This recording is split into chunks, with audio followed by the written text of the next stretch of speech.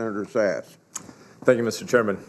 Judge, by my count, you're about half done. Congratulations. You're going to be here past midnight, I think. I also want to talk about limited government in general and about limits on executive power in particular. I think today's been, Senator Cruz did a nice job complimenting the Capitol Police. I think today's been a tough environment to manage, and I think we all are glad that people get a right to express their First Amendment views and have the right to protest. I don't want to draw too much more attention to it, though, because I think it disrupts the events. But 4 things that have been said that I think are relevant to this question, protesters that have been carried out or let out in the last couple of hours. Just a few minutes ago, woman shouting, "Please vote no on Kavanaugh. President shouldn't have the power to do whatever they want." Vote no on Kavanaugh. This is one of the loudest shouts of today. He'll be a Trump puppet. A separate one, he will support presidential criminality.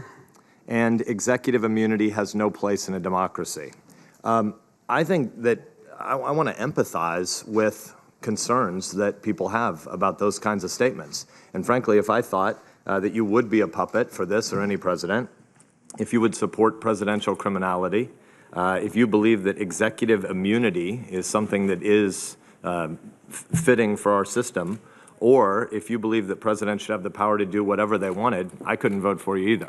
So I'm headed toward voting for you because I don't believe any of those things are true, but I think the American people need to understand why not. So already today, you cited the Federalist Papers and said the president is not a monarchy. I think it would be useful, the presidency is not a monarchy. I think it would be useful to just have you back us up and let's go, again, I think Senator Coons asked lots of fair questions, but as a non-lawyer, at many times we got lost in weeds, not critical of his questioning, but I'd like to have it at a high school sophomore level for a little while. If you were going to explain to the American people what the limits on executive power are, what are they? Where do you start? I start with the fact that the president is elected by the people through the electoral process specified in the Constitution. So not a hereditary monarchy was something that was specified in Federalist 69. Secondly, the president serves a term in office, not an unlimited term in office, again specified in Federalist 69. The president is subject to the laws. No one's above the law in the United States, including the President of the United States, and that's something that is made clear in Federalist 69. The president does not, a president does not have absolute power to make the laws, because Congress has the power to make the laws. The president doesn't have the power to adjudicate disputes, because an independent judiciary has the power to adjudicate disputes in cases and controversies along with a jury.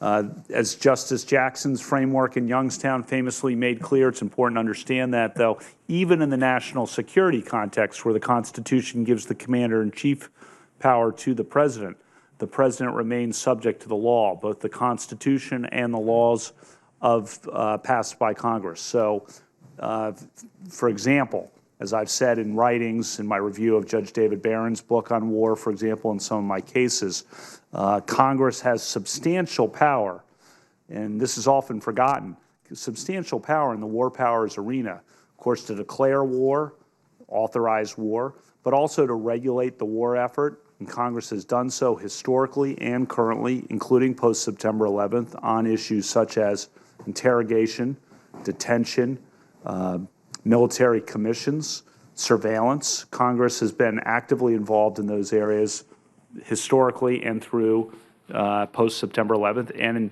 I've made clear in my writings that the president has very limited power in Youngstown Category 3 to disregard such a law and or practice. The historical example that's accepted by the Supreme Court is command of troops in battle, for example, that Congress couldn't get in the middle of that, but outside examples like that, narrow examples like that, Congress regulates can regulate the war effort. Now, Congress often chooses to give the executive branch broad discretion on national security policy, but sometimes not, because the Congress doesn't like what the executive has done. Usually we're very reactive, and that's understandable. Something happens that seems bad. Congress will come in and say, we don't want that to happen again in wartime or otherwise in the national security context. And Justice Jackson set forth that framework, which has stood the test of time and been applied by the Supreme Court. And that's a very critical part, because where else would we expect the executive to really exercise unilateral power but in the national security context?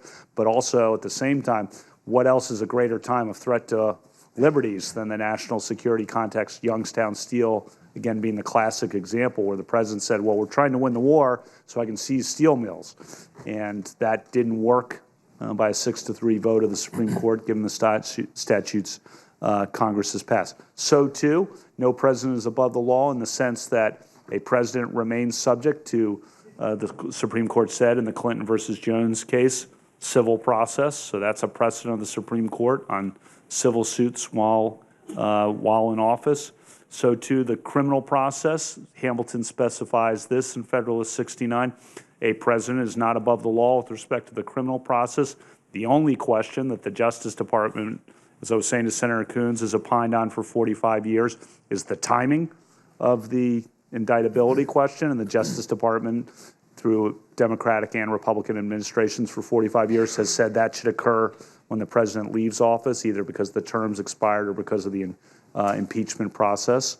Can I interrupt to unpack there, and then I'll come back. I want to have you finish, because I think you're building a list that has duration in time of the office of the presidency, authorities that the legislature may or may not have given to the executive branch, powers of the purse to fund things that may have authorities but may not have current dollars available to them. I think a lot of your debate with Senator Coons, again, I think it's an important debate, is about personnel matters. But for just a second, let's play out this question of criminality versus civil charges against a president. I admit that I'm sort of, as a non-lawyer, I follow in the Midwestern tradition of the chairman of being a non-lawyer on the committee. I know a whole bunch of big legal brains told me if I ask any hypothetical, you'll run circles around me telling me why you can't answer. But I kind of want to try the start of a hypothetical. Imagine 10 years in the future, there's a president from the Purple Party. So it's none of the current participants in public life, and it's none of these parties even. And this president ran for office with an instinct to demonstrate self-reliance, and she decides that they won't be a part of any motorcades. They're going to drive themselves. And they're drunk one night, and there's a motor vehicle homicide committed by the president. That's both a criminal and a civil matter. Is the president immune from either being sued or being charged with a crime because they're president? No one has ever said, I don't think, that the president is immune from civil or criminal process. So immunity is the wrong term to even think about in this process. The only question that's ever been debated is whether the actual process should occur while still in office. That's the Jones v. Clinton case, where strong arguments were presented by both sides, and the Supreme Court ultimately decided that the civil process could go forward against President Clinton. President Clinton was arguing that the civil process should be deferred until after he left office. The Supreme Court rejected that. So, too, the only question with the criminal process is not immunity. That's the wrong term. It's timing. And as I said, the Justice Department for 45 years has taken the position that the timing of the criminal process, a criminal process, should be after the president leaves office. Now, that doesn't prevent investigations, gathering of evidence, questioning of witnesses, I wouldn't think necessarily. I don't want to opine too much, but that's certainly how it's proceeded under the special counsel system that we've had traditionally, that has coexisted with the Justice Department position on the ultimate timing question. So those are just timing questions from Jones v. Clinton and from the Justice Department position, but immunity is not the correct word, and I don't think anyone thinks of immunity. And why not? No one's above the law. And that's just such a foundational principle of the Constitution and equal justice under law, and that's what Hamilton was concerned about in Federalist 69, and that's what the framers were concerned about. Even with having, if you read the Constitutional Convention debates, even with having a single president, they were concerned, well, that may seem like a monarchy, and that's why Hamilton felt the need to convince the people, no, this is not a monarchy. And how did Hamilton go about convincing the people of that? He wrote all the ways it was distinct in Federalist 69, some of which I've outlined to you. Appropriations is another important one to as Senator Byrd reminded me when I met with him in my 2006 process, Senator Byrd pulled out his pocket constitution, and Senator Byrd, as everyone who remembers Senator Byrd knows, was very focused on the appropriations clause of the Constitution, the fact that the Constitution... As any drive through West Virginia will show you. Yes, exactly. So... I want you to finish that list, and then I want to ask some personnel-specific questions. So I think you have duration of the president's term in office, specific authorities that the president may or may not have been given, appropriations, personnel questions. Are there any other category? I guess vertical and horizontal federalism, so there isn't just executive legislative distinction here. In my hypothetical, the drunk driving accident could have happened in Virginia or Maryland instead of D.C., and so then we'd have to have debates about which level of government would be involved. Are there any other categories of limitation on executive Well, I action? think a huge one, really the hugest question, as I've said many times in my writings, in the entirety of constitutional law, is the president's ability unilaterally to take the country into war. That really dwarfs all other questions in many ways. And Hamilton made clear in Federalist 69 that the answer to that question was no. Now, it's sometimes thought and opined by commentators or even scholars that, actually that's changed over time, and actually presidents have that really has not changed in practice, at least over time. Obviously, there's no definitive Supreme Court case. But you look at all the significant wars, and I wrote this in the book review of the Barron book, which I recommend to you. I think you would enjoy that. Thanks for calling me a nerd on national TV. I appreciate that. I know you would enjoy it, really. All the significant wars in U.S. history have been congressionally authorized, with one major exception, the Korean War. And the Korean War is an anomaly in many respects, and I think some of the fact that it was undeclared and unauthorized really did lead to the Youngstown decision. But Vietnam, the Persian Gulf War, the AUMF against Al Qaeda, the 2003 Iraq War, and then going back World War II, World War I, the War of 1812. They're all congressionally authorized. You can go back throughout, and I specify that, and so. The war power, the power to take the nation into war, at least a significant one, and there's some questions about short-term air strikes and things like that, but a significant war, that's the biggest of all, and that's something that Hamilton talked about in 69 and that our historical practice, I think, has actually lived up to. I don't mean to footnote Korea, that's an enormous exception, but since then, they've all been congressionally authorized. People debate the Gulf of Tonkin resolution, but the words of it are quite broad.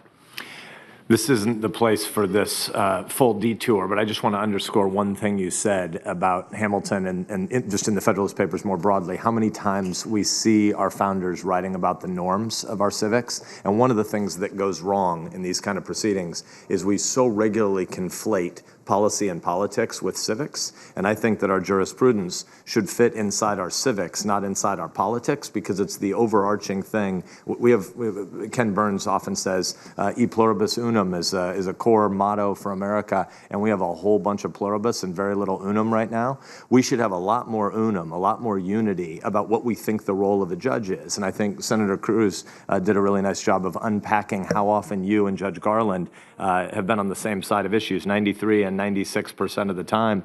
Your comments yesterday about being on the team of 9, about there being no center aisle that needs to be crossed over at the court, about there being no caucus rooms in the Supreme Court, that's another way of saying if we're doing civics right in America, we should be seeing fewer and fewer political disputes trying to be settled at the court, and it means that we need to attend more to the norms of when things are going wrong in America, and we should all admit that things are a mess in this country. We've had in the governance of our country, there's a lot that's great in America right now, but in the idea that in our public square we agree on very much, I think we know that that's not true.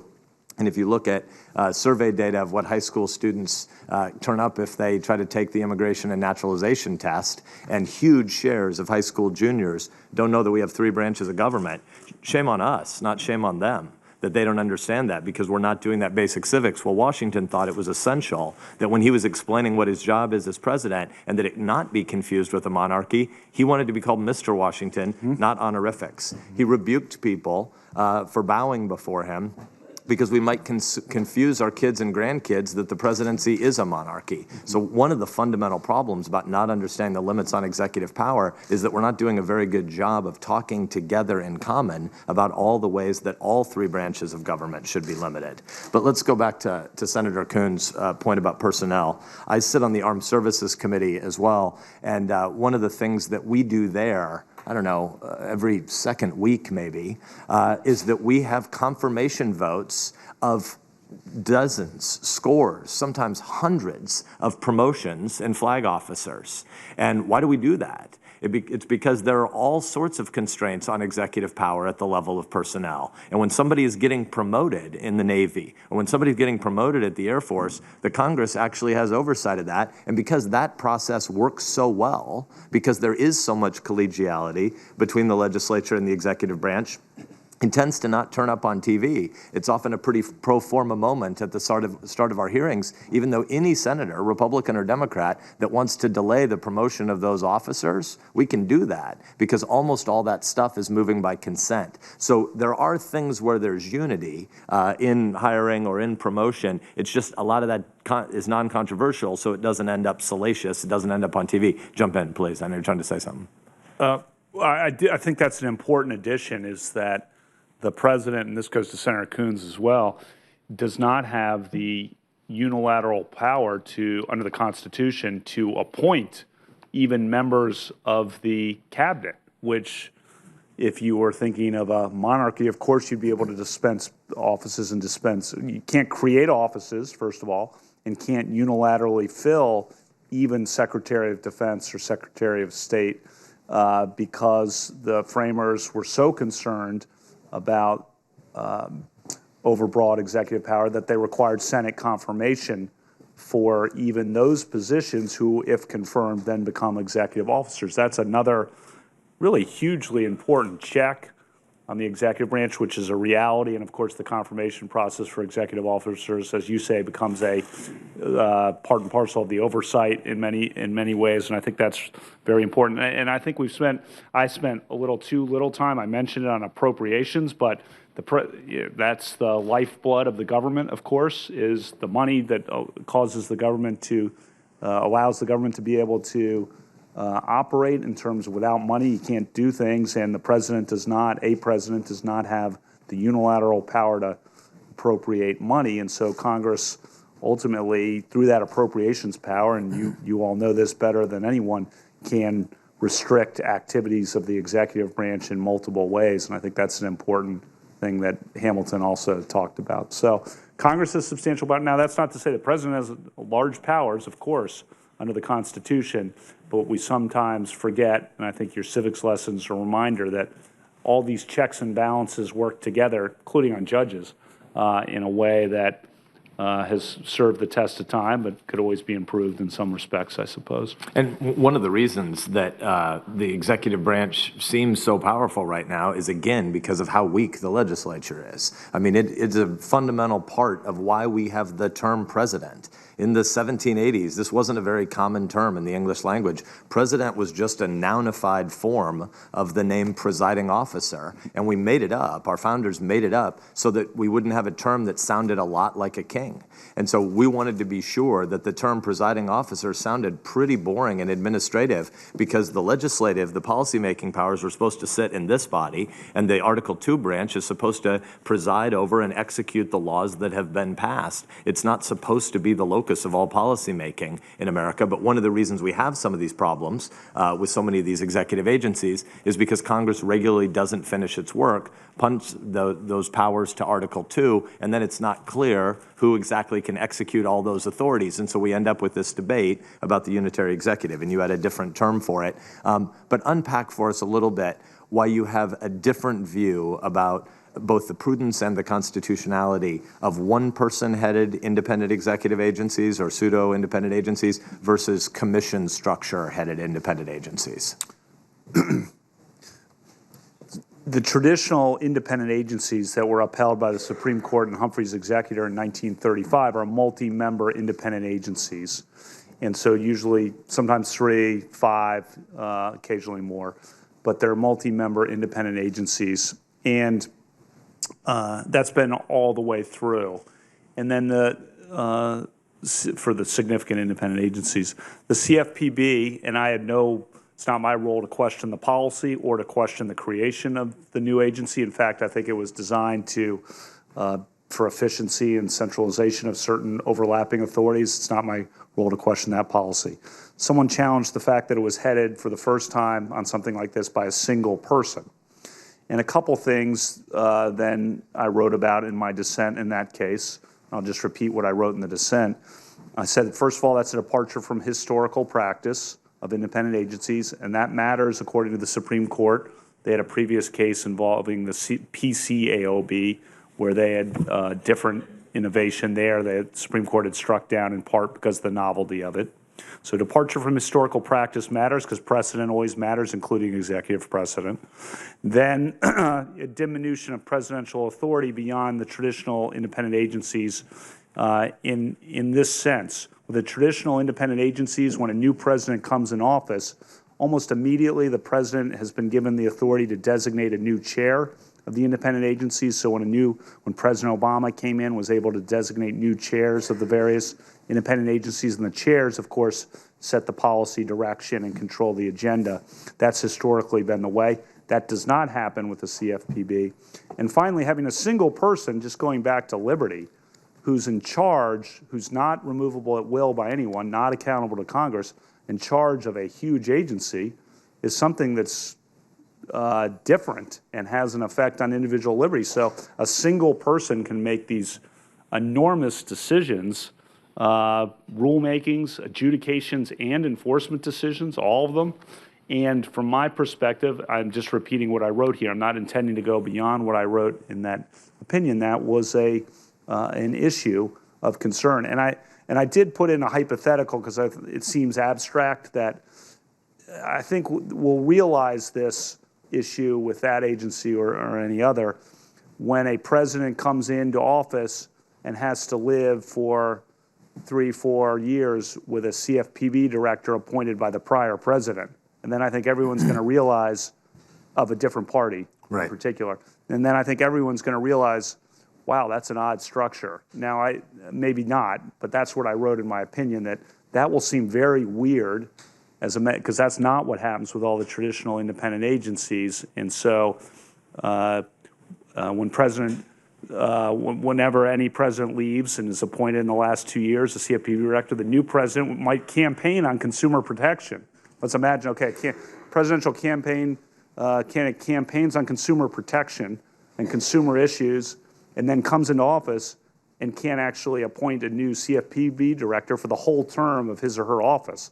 That's going to seem, I think, quite odd structurally. At least that's what I said in my opinion. Again, not intending to go beyond what I said in my opinion. So is it fair to say that if you have a single person headed agency and the president doesn't have the authority to hire or fire this person, that person having policy-making functions, executive functions, and judicial functions functionally becomes a fourth branch of government? Because who are they accountable to? Is that a fair summary of the concern? I absolutely, that's a fair summary. It branch unto itself. I want to ask unanimous consent to enter into the record, Mr. Chairman. I've got a letter from several dozen legal scholars. They're professors that teach at Harvard, Stanford, Yale, Duke, Northwestern, and other schools.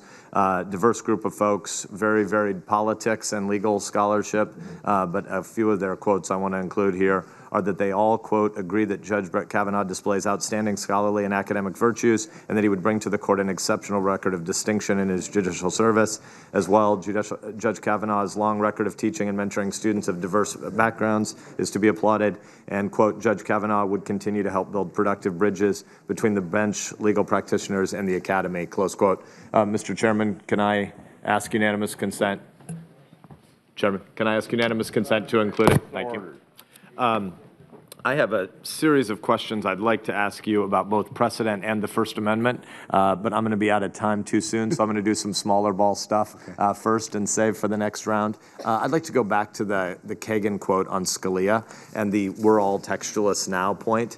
What's a fair way to characterize the position that folks would have held before Justice Kagan said, we've all become textualists now? When there were non-textualists, who were they and how does it make any sense? What's the fairest construction you can put on it? Well, I think one way to describe it is that judges would try to figure out what the general policy was reflected in the statute and then feel free to shape the particular textual provision in a way that the text itself wouldn't bear to serve that broad policy end. And so I think that's probably one way to think about it. Another way is that judges would sometimes use a snippet of a committee report or a floor statement and say, that's really what Congress was getting at in terms of the statute, and therefore we're going to follow that committee report or floor statement rather than following the text of the statute.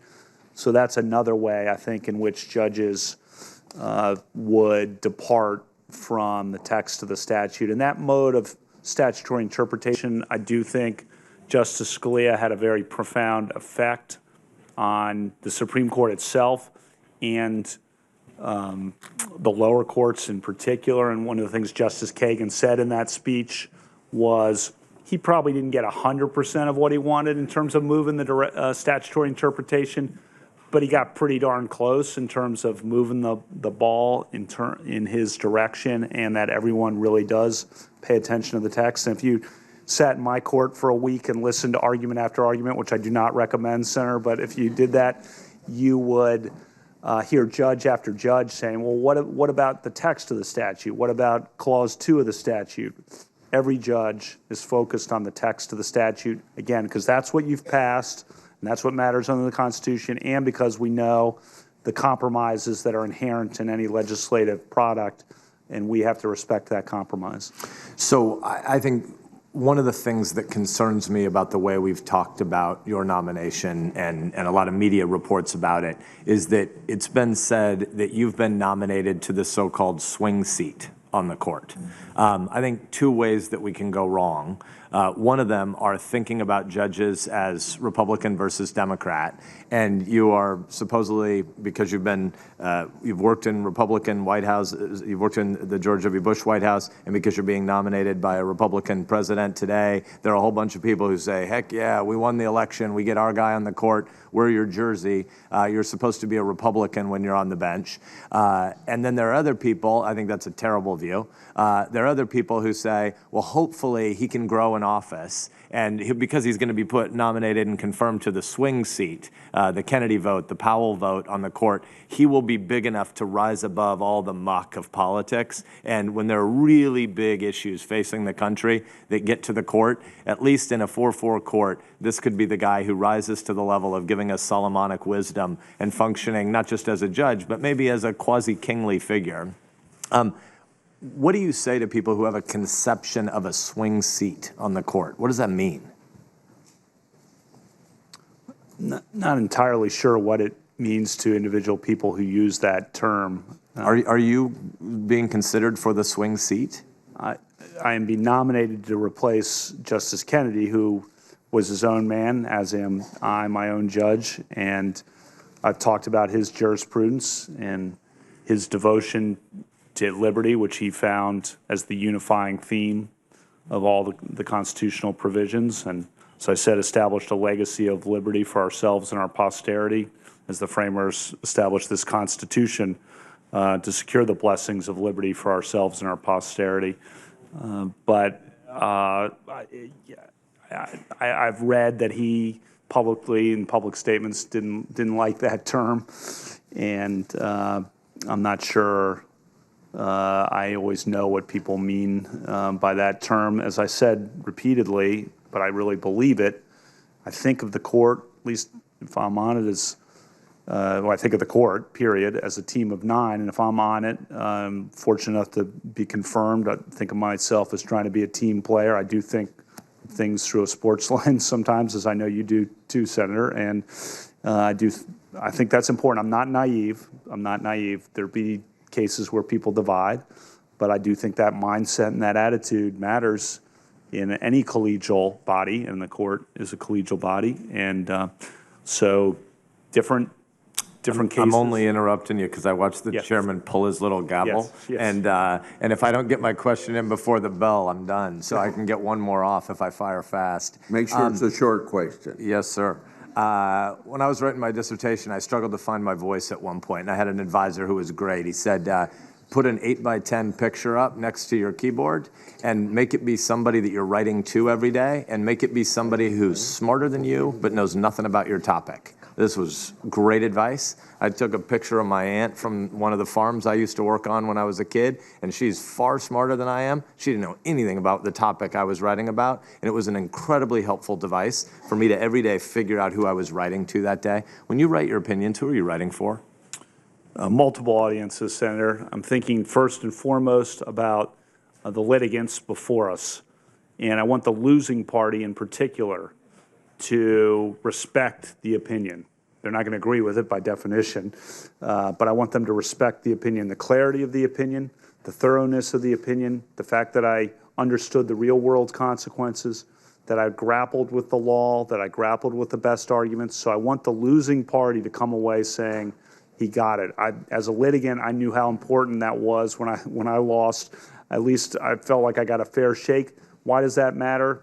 Both due process in the individual case, but it builds overall confidence, I think, in the judiciary to know you're getting a fair shake even when you lose.